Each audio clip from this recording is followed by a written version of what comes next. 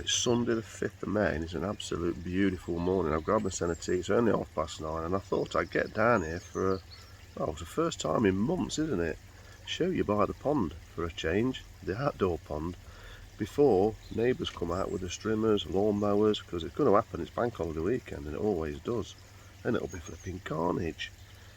So while it's calm before the storm, tea's just done, I'm going to spin you around. Pond balls came off yesterday, so they're all hung up, hosed down. Fish look good. Netted a few objects around. My feeder, my actual pond feeder, the lid blew off last year and I couldn't find it. Anyway, I found it yesterday, under the pond balls. And hooked an ornament out of it, smashed in there. I had a hanging up koi. Lovely thing, but the wind obviously got to it, unhooked off and smashed last year. Got that out, and the water was an absolute right mess for a bit, I've got to admit, with the disturbing everything, but it's all settled down. I'll give the filters a good clean out today. I'm not going to show that on video, but if you look at my previous videos, look at the backlog, you'll see it, and I've done them before. If you want me to update on anything like that, I can do, just drop comments down below. And I'm going to do a full, I've done it anyway, I've been testing this pond, not very often over winter, but I tested it 2 weeks ago. This is the pond that has got RO going into it. So if you look at my previous videos again, I'll show you how I've done that. This has got RO on a timed solenoid valve. So it goes off every hour. Hour on, sorry, hour off, hour on, hour off, hour on, hour off. And there's an overflow pipe on the pond. And I found that's enough to keep it ticking over. And what I want to do is, because when I drop the filters, I top off with normal water, so it's getting topped off with tap water as well, so it's getting in, you know, it's getting that bit of a balance, so it's not all RO. So when I tested a couple of weeks ago, in fact probably about 2 weeks ago, the KH were quite low. It was bordering on 1, around about 1, so I got in there just in time. So bicarb has gone in this pond already. So yeah, let me spin you around. You stop flapping about and get you looking. I'm on the rocking chair, it's lovely and cheap. So here it is. There's my view on my rocking chair. Let me pull you back a bit. There we go, see my knees. There's my rocking chair. Absolute lovely view. With a cup of tea. Under this Virginia red robin, and I've got my light there that I've got to set up, get it on, because the power went the other week, so it stopped on, so I've got to turn it on when I want it to come on. So that'll be nice in the evening, so I might come out in the evening. So this one will be a by day and by evening video. And yeah, look at the fish.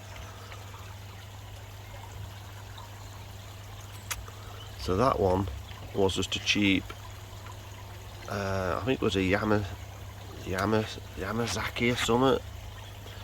I got it from Japanese Water Gardens. It was only $12.99, only about sort of that length. And there's the big chagoi, knocked itself on the side, which they do. That's the one that I left in the pond last year, and it's just got a bit of what's it called, greeny fungus on its head on that side, so I'll get that out and just coat that with something, clean that off. You can see the chagoi has scraped itself on its head, look, on its head there, and then on its side, on its gill. So I think on its head, when I had this in there, I suspect it's hit itself on this, so I'll have to watch that next year, that it's not that low where it's in the water. So on the whole, the fish are looking good. There's a Hyatt Surrey.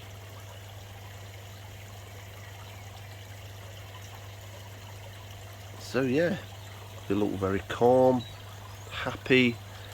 Here's the Yoshiki Goi.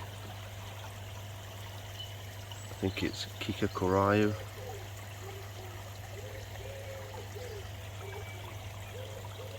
And the rest are Japanese koi. Oops. You know what, Teddy? You don't like them steps.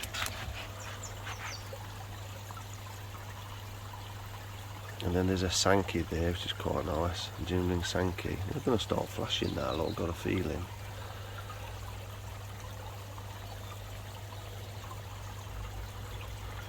It's quite a nice Sankey, that one. I got that when I got the kit for the indoor pond.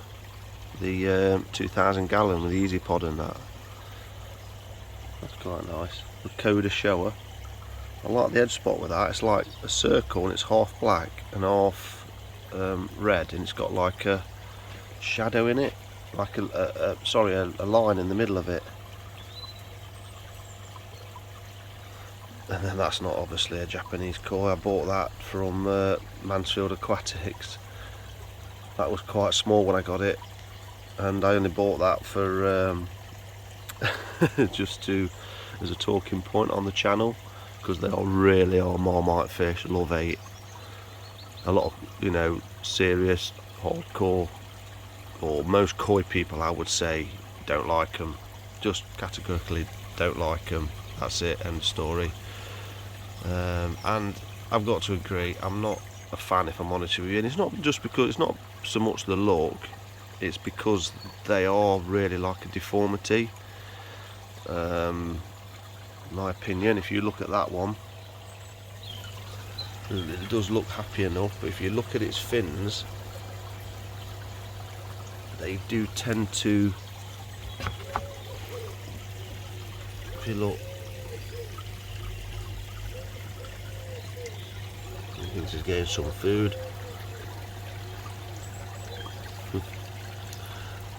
It'll eat out your hand, that will.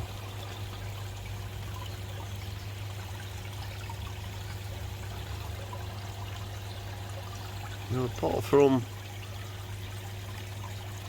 looking a little bit on the thin side, but they're not too bad actually.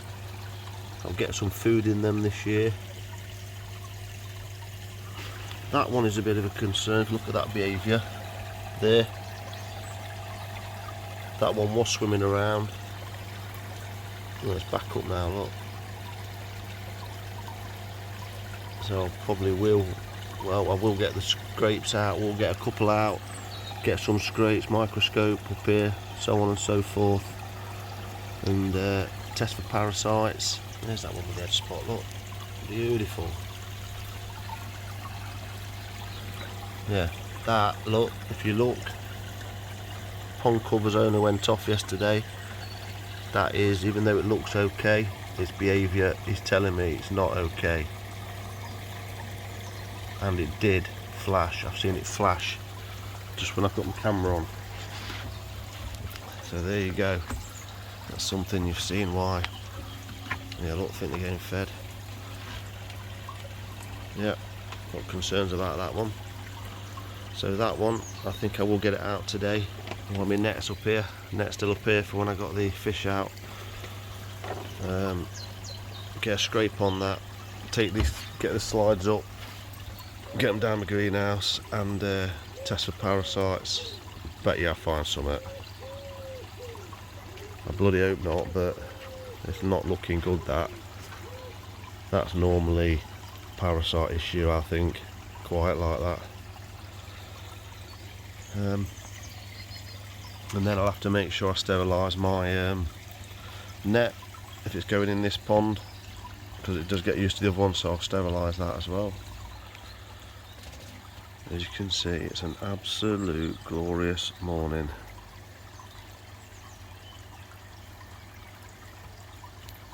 And as we can see, that fish hasn't come up yet. Oops.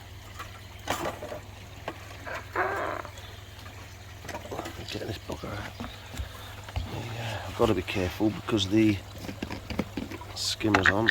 But what I will do, I will get some Sake balance out there.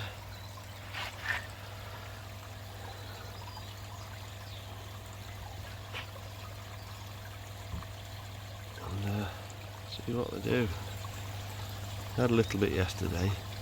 The chag is normally on the slow side, but it's going in there now, steaming in. and then it will just try and shovel it all in like a hungry hippo. The other fish, if you notice, worryingly and unfortunately is not behaving like these, which is not a good sign coming out of winter, like I say, because still down there, look, yeah, major concern, absolute red flags, alarm bells.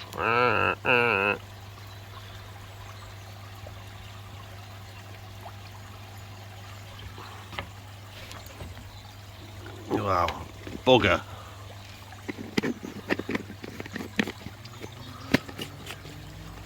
Bugger, bugger, bugger.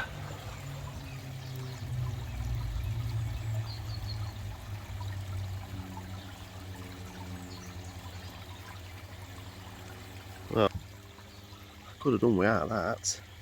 I'm perfectly honest with you. I seen that fish yesterday and it looked okay. It's up now. I've just seen it come up. So there it is, look. Quite a nice fish.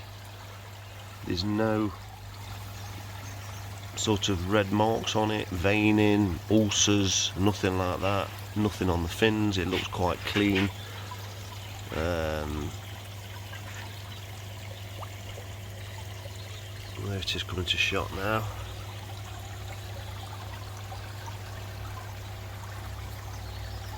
There's a couple of little lighter patches on its top of its shoulders. We're gonna, what's it doing? Look, see now it's sort of showing normal signs, normal behaviour. You can just see it looks okay. It's got a better shape than body shape than most of the others, to be fair, so it's not malnourished or anything.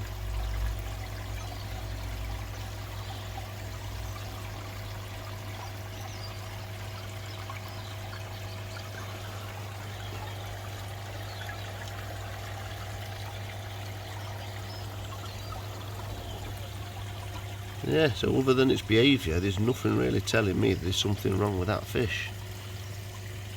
The joys. Joys.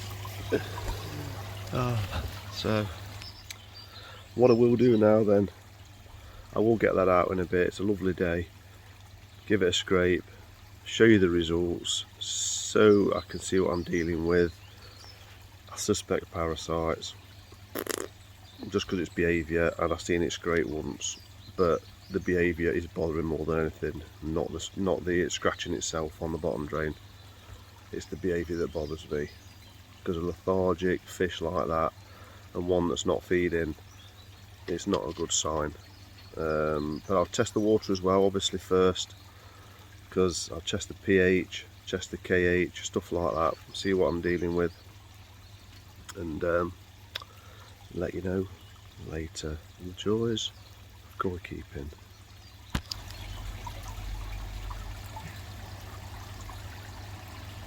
So I got that Sankey out the main pond, and as you can see, I'm with the microscope. I've took two slides, one from the belly, one from the top and sides. The one on the belly is clean, but the one from the sides and the head was not clean, and I found trichodina. So yeah, there's quite a few. I'm going to try and capture them on the microscope on this video, but it'll be probably very difficult. I have actually got a mini grab for this, but I can never be bothered to get my laptop out and hook it up to that, because it's on a USB. So I'll flip you around and I'll try and get it on the video, but everybody, you can look up trichodina. It's round, it's almost like two circles, one then two, and in it there's like these lines, adjoining lines. So think of a tyre, and then in there's almost like these little fine lines coming off, and this sort of spin, sort of, there's a slow circle like that. Very easy to spot, and I think I've got this on 200 times. So it's on the times 10. It's on the, oh, hang on, yeah, times 10. So times 10 by 10, it's 100. I think it's 100. Can't quite see. So anyway, spin you around and try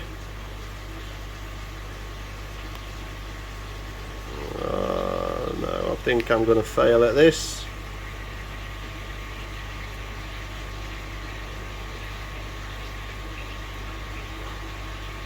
I can't even see where the bloody camera is.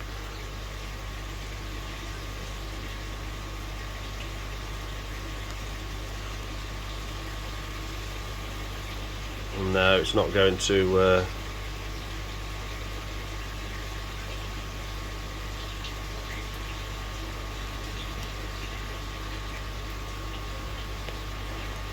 let me pull back on the... No. Anyway, very easy to spot Trichodina. Didn't see no fluke, no costia in the puddles of water, stuff like that.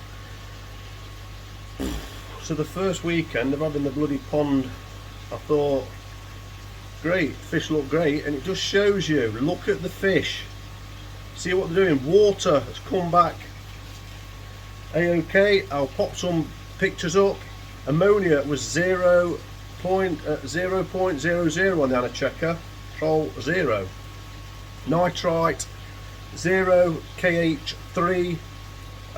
What else did I test? Nitrate was only 10, which was great. pH was 7.9, around 7.9. So all in all, great. I just put I thought, right, kick off the season. I clean the filters out, put some pond detox in from Lincolnshire Health, just to get any contaminates, anything in there that's contaminating the pond. I just thought, give it a bit of a, you know, kickstart. Done the scrapes this afternoon. Trichodina. So the PP is going in. I'm going to go 2 doses.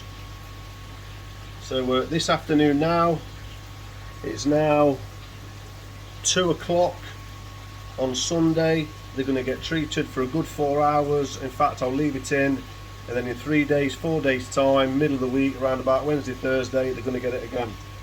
And I will also top up and monitor the strength of the PP. So there we go, treating for Trichodina. First weekend, first day with the pond balls off. Bastard. This game is a pain in the arse, isn't it? So, but yeah, you got to look on the bright side. It's only Trichodina. PP should hopefully sort it out, and the net that's handled the fish is going to get a good PP in as well, so that will go in the pond and get treated, because it does get used in the indoor pond as well if you don't want to contaminate, bring anything in. So the fish are absolutely circling, wanting more food, but they're not getting any, because we've got to be careful at this time of year. We're not chucking a load of food in and knackering up your filters. So get the PP. PP is going in. Still around the pond, and I've gave it a really good hoovering in preparation for the PP. PP is in. Bog filter, I've had the hoover out, so the plant filters had a really good clean. Any algae, get it all out. I've hoovered the pond floor, so as you can see, if I spin you around, everything is looking a lot cleaner, and the PP is currently in to treat the Trichodina, because if you leave Trichodina to go unnoticed, just don't treat it, it can progress quite quickly. Within days and a week, 2 weeks, can be a really infestation. And on that one koi I did see quite a few. There's quite a few really small ones, and there's quite a few really quite large ones. So yeah, the pond has got PP in it, as you can see. Next door's putting a patio in, so you'll have to ignore that if you can. Now interestingly, what I've done is cleaned all my filters out, all my sponges and everything out, so everything had a good clean. The shower pump is on full 100%, so that's blasting through there. The net's in, here's on full, everything's nice and clean and move it out. Fish are looking good, they're not gasping or anything, it's still quite pinky in there. And I've actually got power out here, and actually got the cat toilet set up, and it's currently reading at 437 MV. Now this thing, which if I'm honest with you, these multi-function pens, I'll be honest with you, I don't trust them. pH for this one for me is always seems out. If I put this on here hang on. Let me get the mode, get it on MV. This was recording about 100 more than the Cactoile earlier. 540, look. Let's say 550. That one's recording at 427, so who knows. So anyway, around about 450, 500 mark. I've got some PP mixed up in here as a solution. So once that drops below 450 or to around 400, I'll put some more in, keep it topped up for 4 hours at 450 MV. Unless the fish show signs that they're struggling. PP probably been in for about an hour now. Been in for an hour, everything's looking good. So it's also good, guys, if you look at a white background, that also gives you an idea of actually how much PP is in there. Now, I don't really want to recommend how much PP you put in. I think the guidance is 6.8 grams per 1,000 gallons. So I used to do that, but on that one, I actually, for 2,000 gallons, I weighed out 28 grams. 28 grams initially went in that pond, and I bet you I put in another to get up to 450. I think the 28 grams made it about 380, something like that MV. So I weren't far off. So then I made the solution after the PP being in the pond for about half an hour. I made the solution up and I put about 15 grams in that solution. So I keep putting that in to keep it now topped up, and I'll do that for 4 hours now. It's a nice pleasant day here in Nottingham on Sunday the 5th, and hopefully that will knock the PP on the head, and it's given me a good guide for my pond on how many grams of PP that I need for my organic load, because I've had a really good clean out as well. So that's why really I would say go to recommendations on what the packet says, or 6.8 grams per 1,000 gallon, and then go from there. Don't go blind though.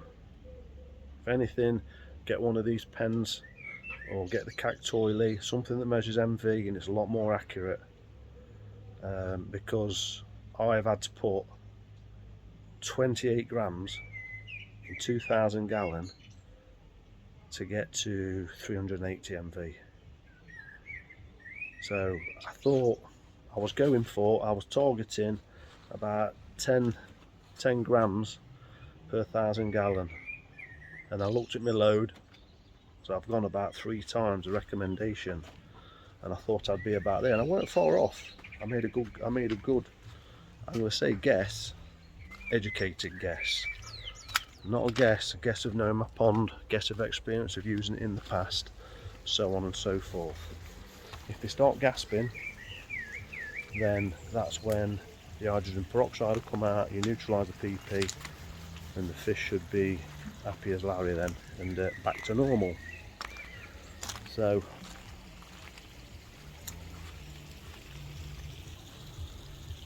no signs of any fish coming up gasping. They're all looking relatively good, and I'm pretty sure that this pond, once done, will absolutely sparkle. And I'm not going to put the hydrogen peroxide in unless I really have to. That's the one there with trick. There's no flashing or anything. They look nice and pink, as you can see. They're nice and active.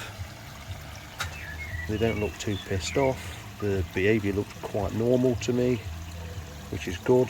I've splashed all the sides. I splash everything down as well, down the sides and everything, all down the side here with the water. As you can see, the net's in, and whatever I've got left in the PP with that watering can and the rose, I will give that, give the net a good, put it on the slab or something, and then sprinkle it with all the remainder of what's left, if anything is left. So on that note, let's just have one more look and I'll be back in a bit.